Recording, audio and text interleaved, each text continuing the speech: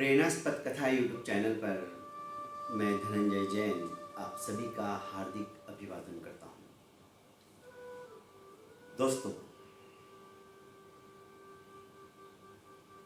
राजकुमार, अशोक, आलोक ये दोनों बंदी गृह के अंदर बंदी बना लिए गए हैं।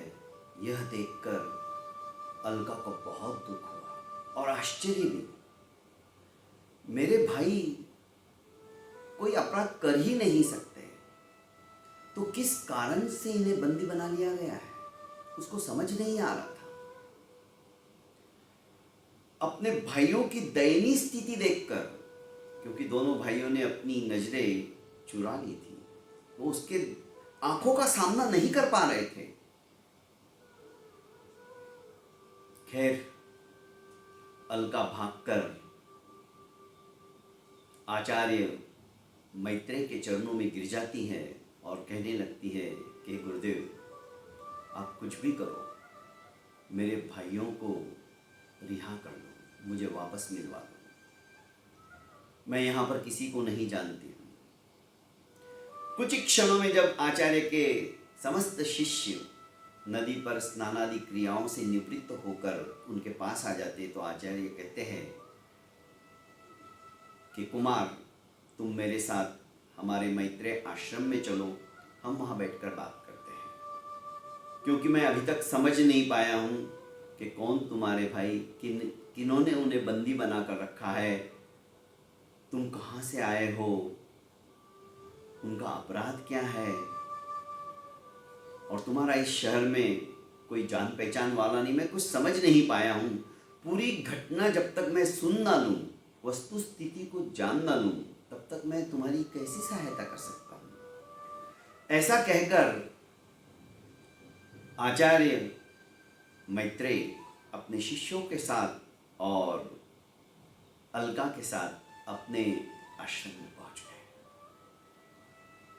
सुरम्य आश्रम था, दिव्य भव्य आश्रम था, समस्त प्रकार की सुख सुविधाएं भी वहां पर थी, शस्त्र अस्त्रों से सुसज्जित भी था।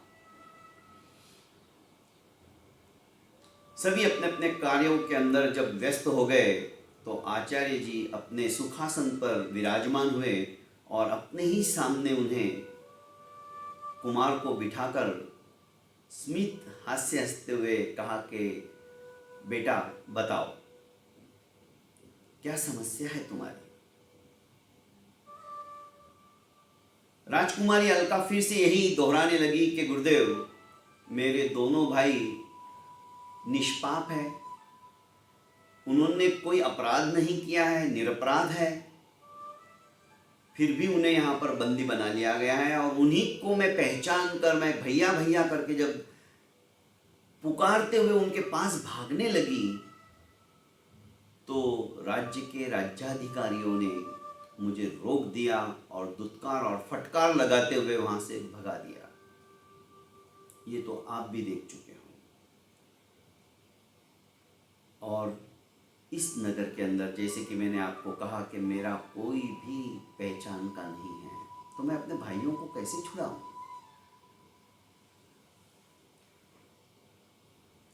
आचार्य मैत्रेय कुमार के सन्मुख अभिमुख होते हुए बोले कि कुमार,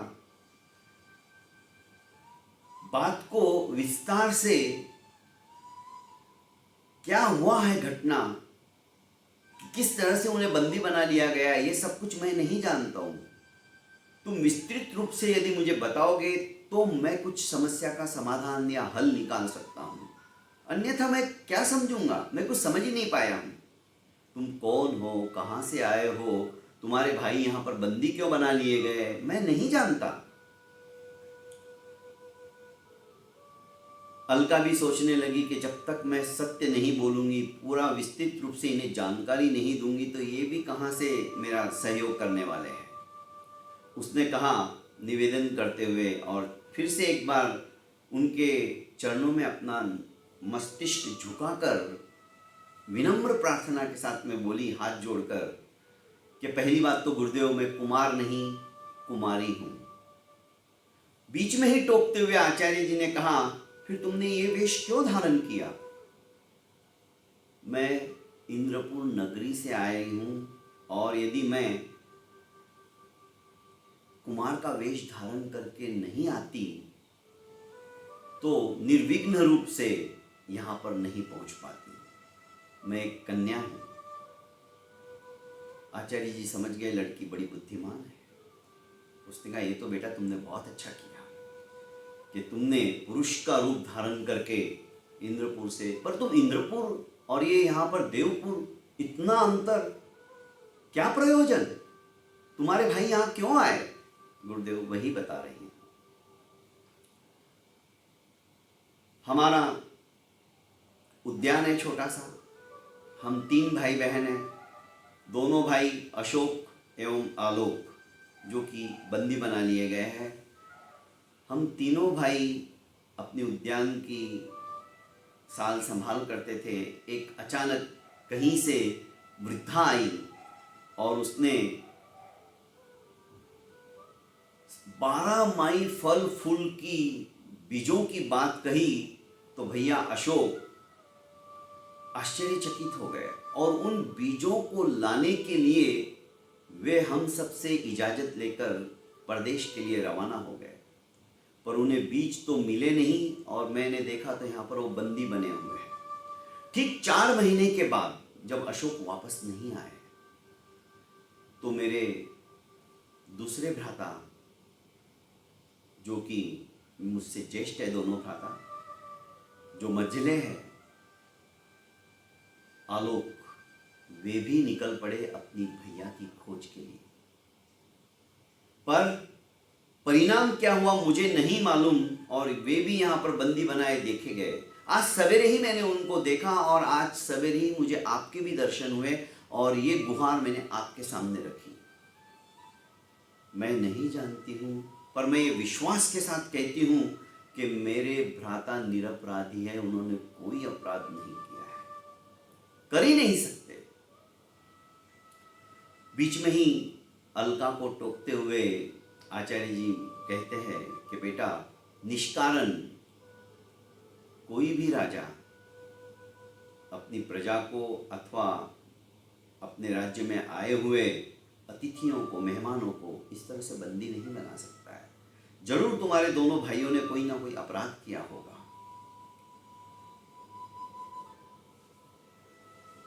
पर तुम हो कौन? तुम्हारा उद्यान इंद्रपुर में है, मैं समझ गया कि गुरुदेव हम तीनों माली पुत्र हैं। आश्चर्यचकित होते हुए आचार्य जी ने कहा कि मुझे तो नहीं लगता कि तुम माली पुत्र हो। तुम तो किसी राजकुमारी की तरह दिखते हो, और तुम्हारी भाषा इतनी संयत है, इतनी अच्छी है, और एक शिष्टाचार के नाते भी तुम, जो शिष्टाचार राजकुमारों और राजकुमारियों के बीच में होना चाहिए, जो अदब, वो सब कुछ तुम्हारे अंदर है। भला माली पुत्र पुत्रियों के अंदर ऐसी शालीनता नहीं देखी जाती है। यही तो दोष है गुरुदेव हमारा, कि हमारा रूप सौंदर्य ही ऐसा है कि हमें कोई भी माली पुत्र नहीं बताता है, पर यह हकीकत है। और रही शिष्टाचार और शालीनता की बात, तो ये हमारे आचार्य सरस्वती पुत्र की देन है। सरस्वती पुत्र का नाम सुनते ही आचार्य मैत्रेय चौंक गए। उन्होंने कहा, तुम कैसे जानती हो उन्हें? हमारे उद्यान के बाजू में ही उनका आश्रम है, और मेरे दोनों भाइयों को और मुझे वे ही शिक्षित कर रहे हैं।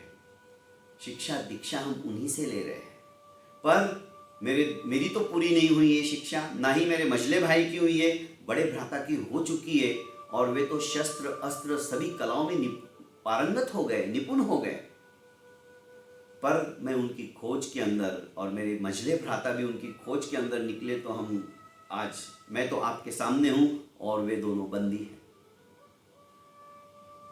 आचार्य मैत्रेय समझ गए कि मेरे ज्येष्ठ गुरु भ्राता, आचार्य मैत्रेय के ज्येष्ठ गुरु भ्राता ही थे सरस्वती पुत्र। उन्होंने कहा कि वे ऊंच नीच का भेद नहीं मानते। जिसके अंदर यदि पात्रता है तो वे उसे अपना समस्त ज्ञान देने के लिए उद्यत रहते हैं। मैं उन्हें भली भांति जानता हूँ। और अपना परिचय देते हुए आचार्य मैत्रेय कहते कि वे मेरे ज्येष्ठ गुरु भ्राता हैं। बस वे इंद्रपुर नगरी के अंदर स्थित हो गए और मैं यहाँ देवपुर में आ गया। और मैं भली भांति जानता हूँ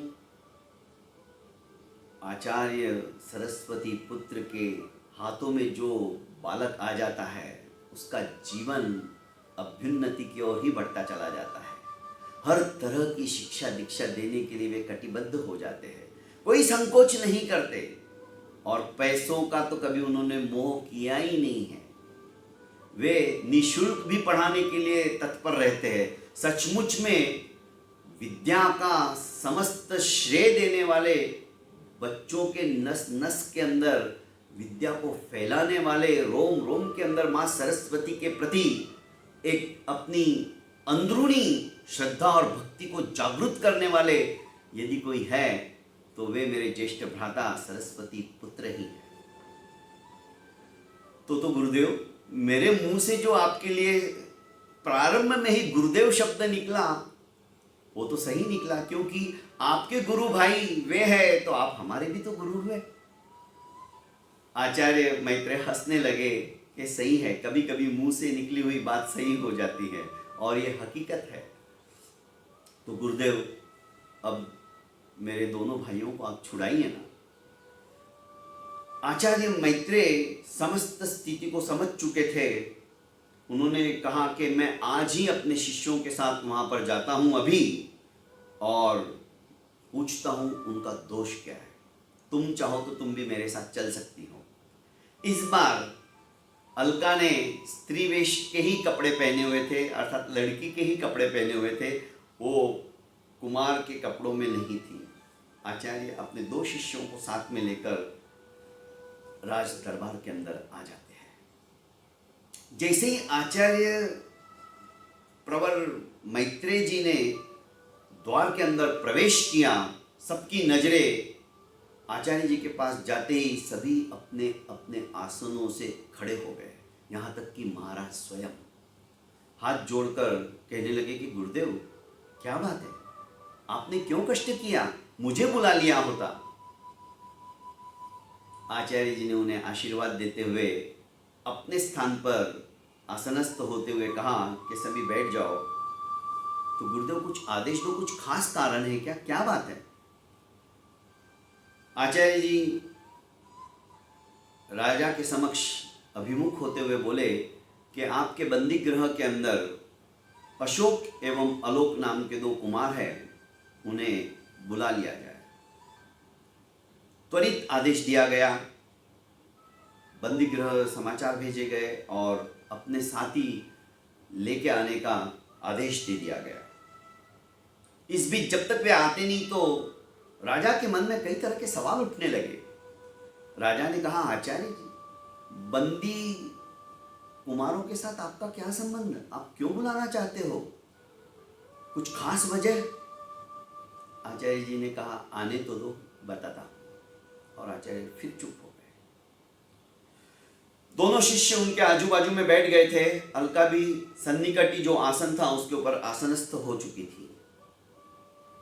सभी को आश्चर्य था कि आज आचार्य मैत्रेय किस रहस्य का उद्घाटन करने वाले हैं। ये बंदी बनाए गए कुमार है कौन?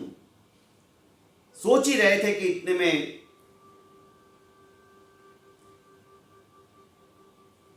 एक सैनिक उन दोनों कुमारों को लेकर आता है और जैसे ही दोनों कुमारों की आंखें राजसभा के अंदर अपनी बहन के ऊपर पड़ती हैं और वो भी एक आसन के ऊपर आसनस्थ है, आश्चर्यचकित हो जाते हैं कि अलका यहां कैसे, क्या बात है, कुछ समझ नहीं पाते।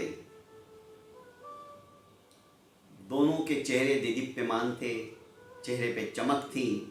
इसी तरह राजकुमारी की अलका के चेहरे पर भी कांति टपक रही थी।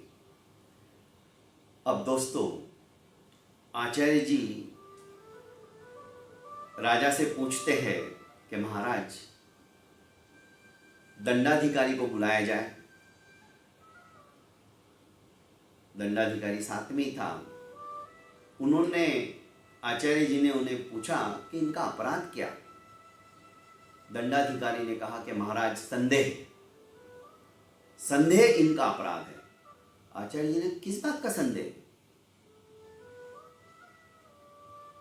विस्तृत रूप से बताया गया कि हमारे राज्य के परिधि के अंदर ये इस तरह से सवाल पूछते थे और ये अपने आप को माली पुत्र बताते तो ऐसा लगता नहीं है, तो हमें लगा कि ये जरूर कोई ना कोई गुप्त भेद जानने के लिए हमारे नगरी के अंदर आए हुए हैं और अपना परिचय छुपा रहे हैं। ये कहीं ना कहीं देश के राजकुमार होने चाहिए और हमारी राज्य की टोह ले रहे हैं। तो क्या कुछ पता चला? आपने कुछ खोज की? ये सचमुच में वैसे हैं? नहीं। कितना समय हुआ? अशोक को तो 9 महीने हो गए हैं और आलोक को भी 4 महीने हो गए हैं। तो अभी तक इनके बारे में कोई जानकारी, कोई समाचार कहाँ के हैं, क्या है? नहीं, कुछ पता नहीं। अच्छा, इनका रहन सहन, इनका आचार विचार, अन्य कैदियों के साथ में उठना बैठना, कोई तकरार, कोई झगड़ा, ऐसा कुछ देखने में आया कि नहीं? ये अत्यंत शालीनता के साथ सबके साथ पेश आते हैं। अच्छा, तो फिर भी आपको संदेह है कि ये कहीं ना कहीं के गुप्तचर होने चाहिए कि नहीं? महाराज भी सोचने लगे कि बात क्या है। आचार्य जी ने महाराज की तरफ देखते हुए कहा तो महाराज ने आंखें नीचे कर ली। आचार्य जी बस इसी क्षण की प्रतीक्षा में थे। उन्होंने कहा, राजन, आपके राज्य में हो क्या रहा है? 9 महीने हो गए पर अभी तक आपके शासन के अंदर इनके बारे में किसी को कोई जानकारी ही नहीं प्राप्त हुई और भेद की निगाहों से भी यदि देखा जाए तो ये इस तरह का आचरण इनका दिखा नहीं, फिर भी आपने बंदी बनाकर रखा है। क्यों? राजा थोड़ा सकपका है और कहने लगे कि आचार्य प्रवर, सचमुच में संदेह एक चीज ऐसी है कि उसके घेरे से हम बाहर जल्दी निकल ही नहीं पाते हैं। हमें विश्वास हो गया कि कुमार झूठ बोल रहे हैं, क्योंकि मैंने स्वयं ने, राजा को 9 महीने पहले की बात याद आ गई, मैंने स्वयं ने इन्हें पूछा था कि भाई तुम हो कौन? तो इन्होंने कहा कि हम माली पुत्र हैं, मैं माली पुत्र हूं। ऐसे ऐसे बीजों को लेने के लिए मैं घूम रहा हूं, आपके देश में आया हूं, पर मुझे संदेह हुआ। और अविश्वास का कारण ही नहीं गुरुदेव, क्योंकि राजकुमार लगते हैं, कोई माली पुत्र लगते ही नहीं है।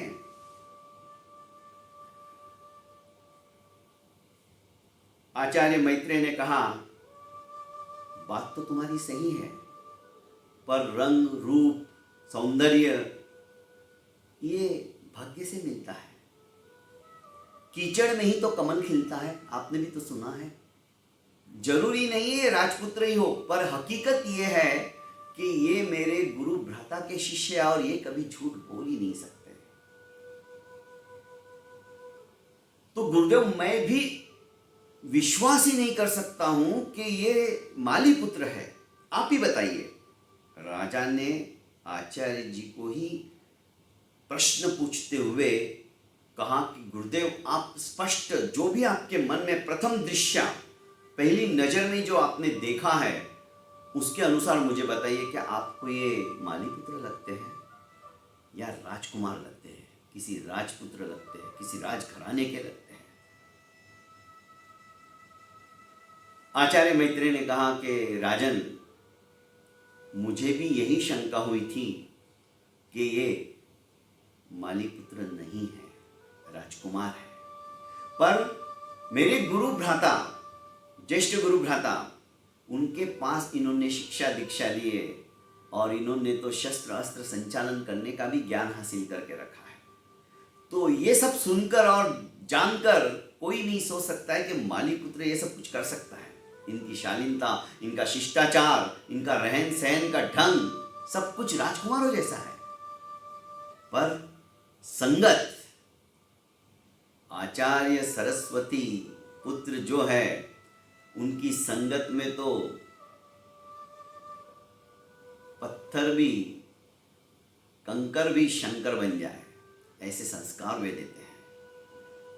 अब गुरुदेव मेरे समझ में आया कि ये अस्त्र शस्त्र चलाना भी जानते, तो आचार्य सरस्वती पुत्र भेदभाव नहीं रखते। वो तो अपने शिष्यों को पारंगत बनाने में कटिबद्ध रहते हैं। दोस्तों, अब बातों का सिलसिला कंटिन्यूटी में बढ़ता चला जा रहा है। क्या सचमुच में आचार्य जी के बोलने से इन दोनों भाइयों को बंदी गृह से मुक्त कर दिया जाएगा? क्या दोनों भाई सकुशल अपने नगर इंद्रपुर नगरी में पहुंच जाएंगे? आगे क्या होता है ये तो सुनने के बाद ही पश्चात ही पता चलेगा। दोस्तों, आज के लिए इतना ही काफ़ी है। क्षमा चाहता हूँ। कल फिर इसी वक्त इसी समय में हम मिलेंगे। तब तक ज़्यादा से ज़्यादा इन कहानियों को आप फॉरवर्ड करते चले जाइए। बहुत बहुत